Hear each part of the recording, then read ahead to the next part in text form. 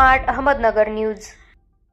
त्या बांगलादेशमध्ये चाललेल्या अत्याचाराच्या विरोधात आवाज उठवण्याचा प्रयत्न या ठिकाणी करणे झाला किंवा आत्य महिलांवरती, लहान मुलांवरती, म्हाताऱ्या लोकांवरती अत्याचार करणे ही आपल्या देशाचा विरोध करू राहिलो। आज या ठिकाणी महिला आणि एसकॉनचे जे महाराज लोक आहेत ते आता या ठिकाणी तहसील ऑफिसमध्ये वरती साहेबांना निवेदन देण्याकरता गेलेले आहेत आणि आम्ही सगळेजण त्यांच्या पाठीशी या ठिकाणी उभे आहोत।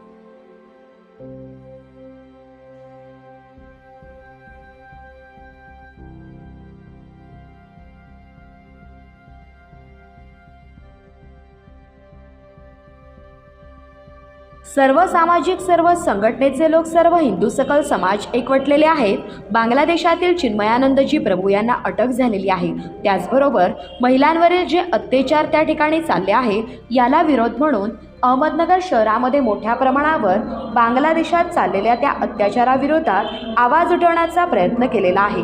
अन्याय करणाऱ्यापेक्षा अन्याय सहन करणारा जास्त दोषी असतो। यानुसार अधिक माहिती काय आहे ते जाणून घेऊयात।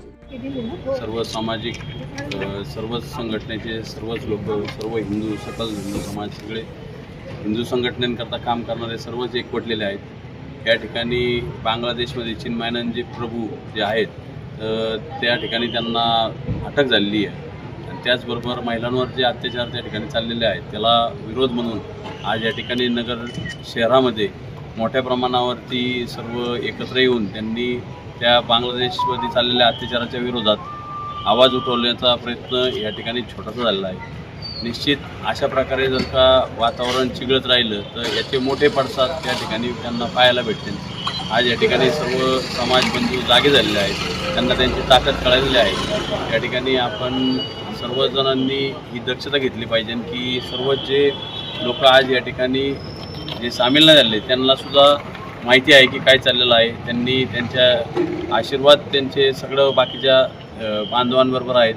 ते त्या ठिकाणी आज या ठिकाणी घोषणा ज्या दिलेल्या आहेत त्या सर्व मुलांनी, तरुणांनी जागा होण्याची गरज आहे। समाजामध्ये जो प्रबोधन चालू आहे की अत्याचार सहन न करता आणि त्या ठिकाणी आपण जे आपले आदर्श आहेत शाहू फुले आंबेडकर, शिवाजी महाराजांचे, आंबेडकर साहेबांचे, फुले साहेबांचे, त्या पद्धतीने आपण आज या ठिकाणी समाजामध्ये त्यांचे विचार आचार घेऊन पुढे चाललेलो आहोत। आपल्याकडे ही संस्कृती नाही की कोणावरती बळजबरी करणे किंवा महिलांवरती, लहान मुलांवरती, म्हाताऱ्या लोकांवरती अत्याचार करणे ही आपली शिकवण नाही।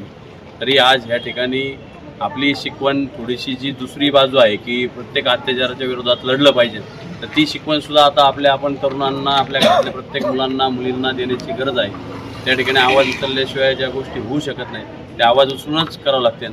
या ठिकाणी म्हणजे आपले जे स्वातंत्र्य सैनिक असतील, भगतसिंग जे असतील, सावरकर असतील, बाकीचे जे सर्व ज्यांनी, चंद्रशेखर आझाद असतील, तर सगळ्यांनी ज्यांनी त्यांचे बलिदान दिलेलं आहे तर त्यांचेसुद्धा थोडे आचार विचार आता या समाजात आणण्याची गरज आहे। तरी आज या ठिकाणी आम्ही पूर्ण जे सगळे हिंदू समाज बांधव सगळे या ठिकाणी एकवटले आहेत। आम्ही सगळेजण या ठिकाणी बांगलादेशमध्ये होणाऱ्या अत्याचारांना या ठिकाणी विरोध करतो आहे आणि या ठिकाणी आज आमच्या महिला आणि इस्कॉनचे जे बांगलादेशचा विरोध करू राहिलो, आज या ठिकाणी महिला आणि इस्कॉनचे जे महाराज लोक आहेत ते आता या ठिकाणी तहसील ऑफिसमध्ये वरती साहेबांना निवेदन देण्याकरता गेलेले आहेत आणि आम्ही सगळेजण त्यांच्या पाठीशी या ठिकाणी उभे आहोत।